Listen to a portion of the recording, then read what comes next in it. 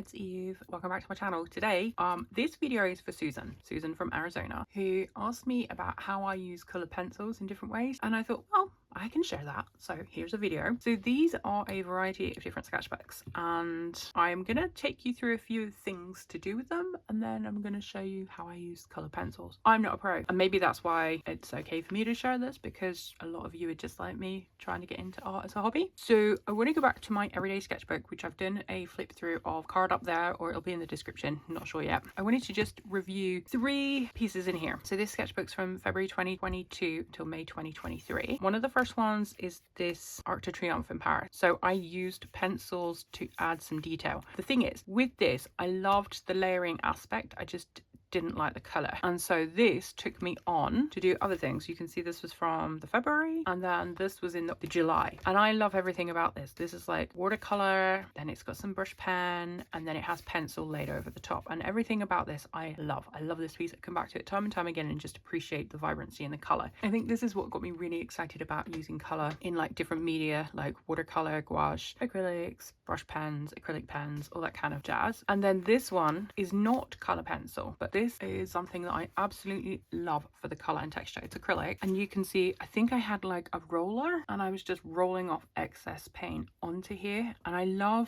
see so much every time I open it and look at it, like but this is something that I'm very passionate about, and I have been for a long time, is texture. As you know, maybe, I'm a fashion designer and creative pattern cutter, and my final year tutor at university at fashion school said that I wasn't a fashion designer, I was more of a textile designer, because I love texture. I love playing around with different fabrics, I love creating fabrics, I love weaving and fiber and all that kind of jazz. So texture is a big part of what I love. This is another example, a brief one, of this is a textured paper, and it's watercolor Roman schmaltz with pencil on top to add extra texture. And this one is actually from a couple of days ago, and I did something to show you, like, it's not finished, neither of these are finished, but I wanted to be able to show you. So here, you see here, can you see that texture? I might have to get my camera with my macro lens and just video this for you. This is pencil that I put down, and then I put acrylic marker over the top, so you get that lovely texture that you wouldn't necessarily have if it was just pencil. So first of all, it was watercolor from my new palette, which again, it's a Pagan one, I'll link up there. And then I put pencil over the top, and then I put the Posca marker, beige marker, over the top, and I smudged it with my fingers, so you get all this texture underneath. And now I can go back on with my color pencils to create even more texture. The same with this one. You can see, like here, I've pushed back or knocked back, however you say it, the color, and you can see the layers of pencil texture coming through, and it's even more pronounced on these pages because this is Hanamula, and you can see it's got like a kind of slight texture to it. One side is more textured than the other. This is a smoother side, this is a more textured side. So that's that. Then I'll take you through this sketchbook quickly, not the whole thing, I just want to show you a few pages. So this is from August, and again, it was a quick sketch done in the garden with watercolor. The light was fading, and then I went in the next day and I added pencil on top. And that's something, the reason that I do that is because it allows me to add extra detailing. Like when you're just doing like a watercolor wash, you kind of lose, when it dries, it fades. And I'm not one for sitting there with a tiny paintbrush putting in detail in watercolor. I'd rather do it with pencil. This one is an example of just using colored pencil to build up texture. I don't know if you can see that very clearly, but there's like a whole bunch of different like color variations and texture here. I never finished it because I went in with the black ink, and I shouldn't have done that because I hate it. Had I not done that, I would have finished this, because actually I was really enjoying the process. So that's an unfinished one. This one, looking back, is absolutely ghastly but it's important to share it because this is where I used Neo Color 2s. I put those down and watercolor, washed it out, and then I went in with Tombow brush pens, and then I went in with pencil over the top. So again, lots of those layers of different mediums or media in order to create texture. And this isn't like really texture, it's just, you know, this is completely pencil and creating that texture with the way that I use the pencil. So you can see, like, I've blocked it in with kind of like little tight scribble lines, and then I've gone on, like, these are my dad's chinos, and then he doesn't look like this, I messed it up with eyelashes, but then I've gone in with like the lines to suggest it's corduroy, and because he's sitting on like a fluffy thing, I've done like little scribble circles, and this is like a lined cushion. So getting across the texture of something using the way that you use your pencils in different ways. This one is a TJ Marston, she has a Patreon. This is a session timed 7 minutes, but I did 10 minutes after. and you can see it's mostly Tombow brush pen, but I've gone in, and so what I did is I blocked in bunches of colour, like blocks of colour, and then I went in, so I've got texture here in pencil. I've put in details like the rope with just pencil, and the outline of the top of the boats in the background in pencil. And I just, so this is snowy, and these are like the shadows in the snow. Not very good, I know. And the guy in the background, I didn't want him to stand out so bright, so I did him in pencil, and this guy in, that would have been my Faber-Castell one because of the colour. And I really like this. It's not finished. I need to do more to it, but I'm happy with where it is. I've just left it for now. And then these are from a Katie Moody Patreon, where we put down Tombow first and then media on top. So I did, you can see I've got brush pens here, and then I've got my colour pencils, and I'm playing with the different lines that I can make, the marks that I can make with my pencils to get the different things across. So like this is my sky. It's again that kind of like hatched scribble line work. These are my squiggles for my leaves, and I just like the effect of having the contrast, because the Tombows, it's like gouache. It can be quite flat, and then if you add the texture with the colour pencil, you get something that's quite interesting to look at, in my opinion. And then there is another page here that I've marked, but I'm going to come back to that with this. And then I just wanted to show you in here, so these are a couple that I did earlier in February. This is a Tombow brush pen base, and then I've gone over it with pencils, and this white that you see, that's actually the Chinese Derwent drawing white one I prepared earlier. So you can see there's lots of like layers. I think this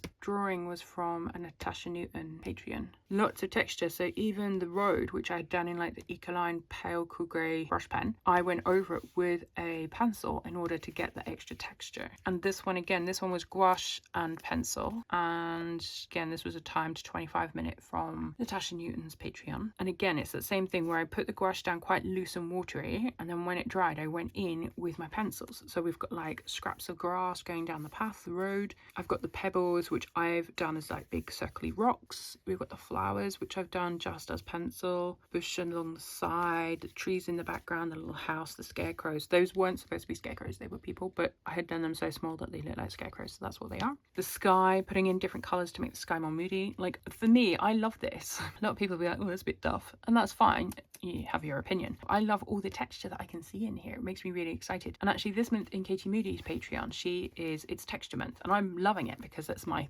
thing. Last month January was line, not so good with the line, but texture is all like, it's what I'm all about. I love it. And then yesterday I went uptown and I did some drawings, and you can see here I've blocked in the color with, this is gouache, acrylic marker, and this was gouache as well, watercolor marker. Then I went over with the pencil, so it's like I haven't even depicted the rails in any way other than just a simple color pencil line. The same with this bush, acrylic marker, and then I just sketched in what I wanted to capture, and then I went over the green blob with the pencil to say, okay, these are the leaves, these are the branches, it's a bush. Like it can be quite simple, quite abstract, if you want it to be. This, I was stood, I'd come out the art shop, don't ask me about what I was doing in the art shop, but I came out the art shop and I'd walked up and I was looking up towards Wismacht, which is like, it's a big square where the market is. So here's one of the awnings from one of the stores on the market. This is a big building where Albert Heijn normally is, but it's closed, it's got scaffolding. I ignored that, and I just captured, like, using the only color I put down initially was this kind of like peachy beige tone of Posca, just so I had something that wasn't like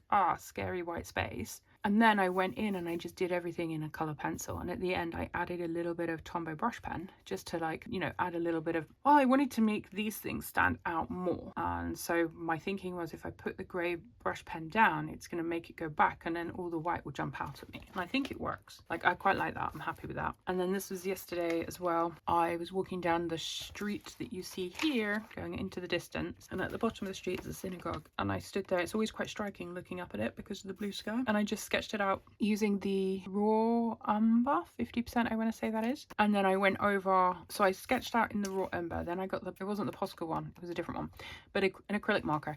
I just put down a few blobs so I knew where stuff went, and then I went over it with my indigo pencil after, not at the time because I was running out of time, but the indigo happened later. And just having a limited palette where you're working with your pencils, I don't know, I really like that one too. So all that to say, so when it comes to using my colored pencils, because I'm not a pro, like people talk about like, oh, blending and doing this and that and using a medium to blend your pencils, I don't do any of that. I'm not fussed about that. I don't want a perfectly blended anything with colored pencils. I want my pencils to act as a form of adding more texture, but I also want to know how they layer upon each other, because that's going to affect like what I'm doing. So I quite often will just get a sketchbook. You can see here I've got a bunch of, oh, it's upside down, a bunch of pinks. We have a Holbein, we have a luminance, we have a polychromos, and then I put here, you can see that this one is the luminance on top, this is the polychromos on top, and then I'm not sure what I did the end with underneath, but trying to see what happens. Is it going to smudge? Are they going to become brighter? Are they going to dull down? Just looking at how the different pencils work together. You can see that here. I think I shared this on a YouTube community post where I took a selection of 5 or 6 polychromos pencils, and then I was playing around, and it's like, okay, well, this is like the beige red first, like just in total, but here's what it looks like if I put the beige red polychromos down first and then ivory on top, and here's what it looks like if I put ivory down first and beige on top. And again, you can see the different color combinations that you can get. I'm playing around and experimenting to see how they look before I like take that and put it on an actual piece of work in my sketchbook. And I did the same thing with the luminance. I tried to find similar colors. I actually have those in here because I've got a few more experiments I want to do, but again, laying them down. So this one here is moss green down first with then mid cobalt blue on top, and this one is mid cobalt blue down first with moss green on top. So you can see the two different effects. So doing like swatches, like some people, I think I said it before, people are like, oh, swatches. But actually, if you don't do these kind of tests and experiments, you're not going to know how your materials work, right? And then the same thing. So then I was like, okay, well, let's get a different brand of, because obviously pencils from different brands are going to work in slightly different ways. So these are my Derwent Lightfast. I didn't have compatible colors, like comparable colors to what I used here. So I found out what I did have, and then I tried to find similar ones from my Holbeins. So these are my Derwent Lightfast. You can see I'm mostly like a purples and yellows, but I've talked about my Lightfast, and actually from this I went into Jackson's and I almost ordered a bunch of Derwent Lightfast pencils, and then I was like, no, I don't need more pencils. So they're just sitting there, my favorites, waiting for a Derwent sale at some point. And then these are the Holbeins, and looking at how the Holbeins layer as well. And then further down we have Luminance, Polychromos, Derwent Lightfast, Derwent Drawing, and testing out the different ways and how. So if I've got the Sax Blue, well, these is what they look like. But if I add Luminance Golden Burst Yellow to each of them, or if I add Polychromos Dark Cad Yellow on top, or what if I add it under, and just seeing like the different things that happen when you layer your different pencils. Then we have this section. I'll just show you this quickly. So when I was coming up with a palette, like a portable palette if you like, I went through and found out my favorite Tombow colors, my brush pens. This is before I started getting like acrylic markers and things, but I went through and I found like my favorite Tombows, and then I would look at my pencils and I'd swatch them over the top so that I could see how they layered and changed color. Like, can you see here, this color here? It's like a pale green. It looks different over this kind of like olivey browny green Tombow compared to this more neutral, dark, like grey kind of, well, it's more like a warm grey Tombow, you see. And again here and here, they're both, so the reaction of the colour pencil is going to change based upon what you're putting it on top of. So I do lots of experimenting like that, but then also like here you can see this is the white. I put down the dark indigo from Luminance, the dark indigo from Polychromos, and the nightshade from Derwent Lightfast. This is what they look like, but then I put the white Posca on top and smidged it so you get that texture underlay. Then I could go back in and work on top with a different colour or the same colour if I wanted to in pencil. And then here you can see playing around with how they look on top of the different colours again. So this is the dark indigo from Polychromos, and actually when you put that on top of the beige Posca, it comes up kind of like a dark green almost. Can you see that? Compared to when it's like on top of the white, it's very, oh no, that's the wrong way around. This one, it's not as green, and here it's more blue. So different, like a pencil, then grey, then pencil again. So the top section here, I put down the pencil, then I put the grey Ecoline brush pen on top, and then I put pencil down so it had a double layer of pencil. And here I'm testing them out with different types of brush pens. So you've got your Pitt, these are the Faber-Castells. This is the Eco lines, and then a couple of Tombos at the bottom, and just playing around and experimenting. So that's like how I use them and how I experiment and look at them. I am going to see how long this is. If I've got time, because it's Sunday afternoon, I've got to cook a Sunday roast.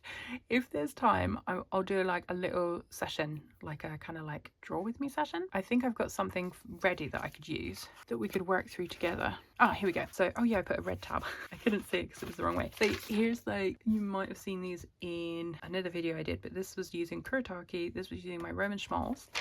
This is back in January. And then I did this one with my Winsor Newton palette and this one with my Daniel Smith. I haven't like used my pencil textures on this yet, so I thought maybe we could do that, but it depends how I am for time. So we're gonna see what we can do. And I'm not gonna go through like all my pencils and see what I've got. I'm just gonna use what we've got in my etcher kit. My etcher kit changes based upon what my vibe is for the day. So we've got a whole bunch of stuff in here. Do we do the, or maybe we'll do a comparison. So we'll use the same medium on each. So I want probably, let's do the backgrounds first. So we want the greens. So we're going to go in with a chromium green from Polychromos to start with. When it comes to using my pencils to get the texture, I'll use different ways of like creating the marks. So it might be, ignore this, this was for my niece. It might be that I do like a circular scribble like this. It might be that I use it on its side and I get more of a kind of like tonal, like a block of tonal color. It might be that I do it in a kind of like hatchy way. Can you see? It might be that I've got like a squiggle that I do that looks a bit like this, that I've done for years when I used to do pen and ink stuff to create texture.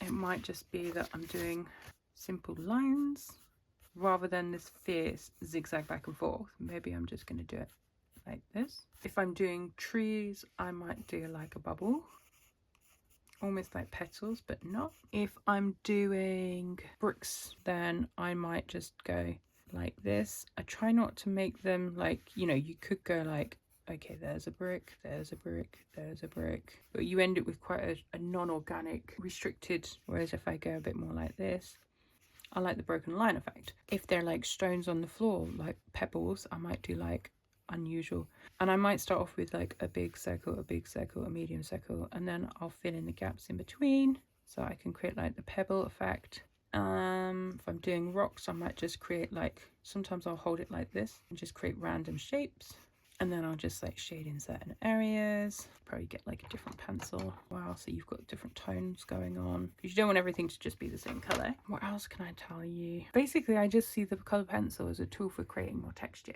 That's basically how I use them. So for this one, maybe this background hill here. Actually, we could do the yellowy browny one at the background that's got the sunlight on it. So I'll use this tan from Holbein, and I'm just doing my like fast zigzag texture. You see?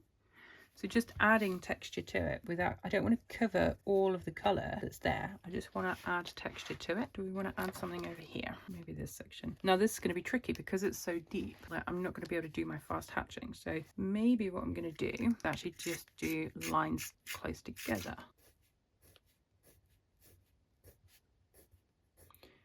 And as the pencil gets blunter, you can see the lines get a bit wider and a bit more textured rather than being sharp. They're blunted.